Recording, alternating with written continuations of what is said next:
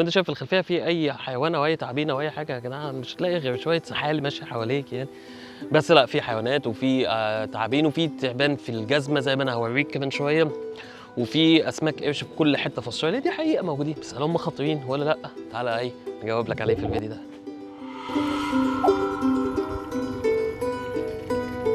Looks beautiful. Oh, beautiful, beautiful, beautiful.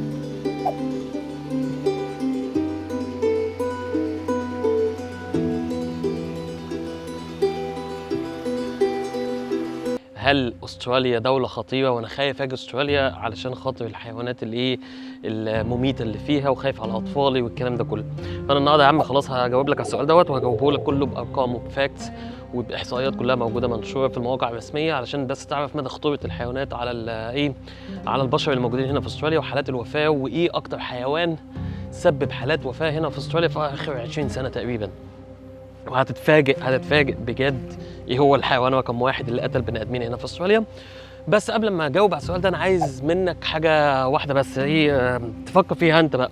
الناس بقى اللي من مصر بالذات اللي بتسالني وخايفين قوي يجوا استراليا عشان خاطر الحيوانات اللي موجودين فيها، انا عايزك تسال نفسك سؤال. انت تقول لي، انت يعني خايف من الحيوانات الموجوده في استراليا ومش خايف من البهائم اللي انت عايش وسطيهم والعشوائيه اللي انت عايش وسطيها؟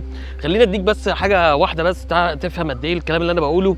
احصائيه مثلا العشوائيه في السواقه مثلا والحوادث المروريه اللي عندك في مصر، في السنه الواحده في احصائيه في مصر بتقول لك ان كل 100,000 بيموت من الحوادث المروريه في مصر 43 شخص، في حين هنا في استراليا كل 100,000 الحوادث المروريه بيموت فيها 4 اشخاص.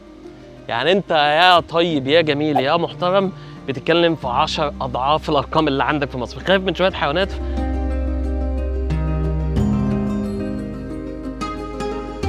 مش هلاقي انسب مكان اتكلم فيه عن موضوع الحيوانات الخطره اللي في استراليا احسن من البحيره اللي انا فيها دي، لان البحيره دي اساسا معروفه بانها مليانه باسماك قرش اللي هو البول شارك، ودي من اخطر اسماك القرش اللي انت ممكن تتخيلها. يعني مش هتلاقي اي حد بينزل يستحمى في البحيره دي. زي ما انت شايف كده البحيره دايما هتلاقي مفيش هتلاقيها فاضيه دايما، مفيش حد بيستحمى فيها. ممكن صيد سمك بس، او ان انت تعمل كاياكينج زي ما انا شغال كده بالظبط. المهم ان التقرير اللي احنا هنتكلم عنه النهارده فيه حوالي تقريبا 6 حيوانات. نتكلم عن اللي هو بنتكلم عن الحصنه، عن التماسيح، عن اسماك القرش، عن النحل. دي الحيوانات اللي ادت لقتل كتير من البني ادمين، بس انت مش هتتخيل حتى الكلاب، بس انت مش هتتخيل اي من الحيوانات اصلا اللي احنا بنتكلم عنها هي رقم واحد اللي قتلت اكتر ناس في استراليا. التماسيح موجوده فين في استراليا؟ موجوده في الشمال، شمال استراليا. فين بالظبط؟ في شمال ولايه كوينزلاند، وفي شمال ولايه شرق استراليا. واكتر منطقه موجود فيها التماسيح في كل استراليا هي المنطقه الشماليه، وبالخصوص مدينه داروين. هتيجي تتكلم عن اسماك القرش، اسماك القرش موجوده في حوالين كل الولايات. ما تقدرش تقول ان المنطقه دي ما فيهاش اسماك قرش، موجودين في كل حته. طيب بالنسبه للتعابين وبالنسبه للعناكب، التعابين بتنتشر اكتر في المناطق اللي هي الحاره، فهتلاقيها اكتر في كوينزلاند وفي المنطقه الشماليه وفي شمال منطقه شرق استراليا، بس عامه هي موجوده في كل استراليا. طب بالنسبه للعناكب، العناكب برضه موجوده في كل استراليا. فده بالنسبه للسؤال اللي هو فين اي منطقه فيها اقل حيوانات او خطوره في الحيوانات. طبعا ما فيش الكلام ده، كل المناطق في استراليا غنيه بالحيوانات، واكتر منطقه واكتر ولايه منتشر فيها الحيوانات هي ولايه تازمانيا. دي عشان اكون صريح معاك، تازمانيا غنيه جدا بالحيوانات في اي حته هتروحها، وخصوصا التعابين.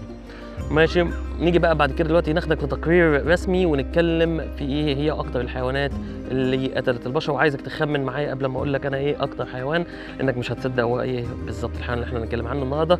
فيلا بينا.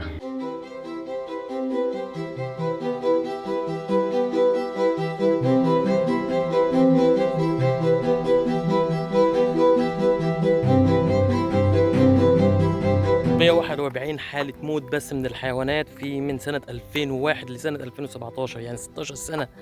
تخيل أول 3 حيوانات أكتر حيوانات قتلت بني آدمين هنا في أستراليا. هو أول حاجة الحصنة، تاني حاجة الماشية يعني المواشي اللي هو مثلا بقر والجاموس والكلام دوت، والتالت حاجة الكلاب، وآخر حاجة قتلت بشر هي يا راجل يا طيب يا بركة هي التماسيح، ومن قبلها أسماك القرش، وبعد كده النحل، وبعد كده بتيجي التعابين. يعني انت بتتكلم في ارقام، وزي ما انت شايف الارقام كلها صغيره زي ما انت شايف، فالموضوع غير ما انت متخيل تماما. ايه رايك في المكان اللي انا بصور فيه ده بالمناسبه؟ ده برضه حاجه على السريع كده توريك جمال استراليا.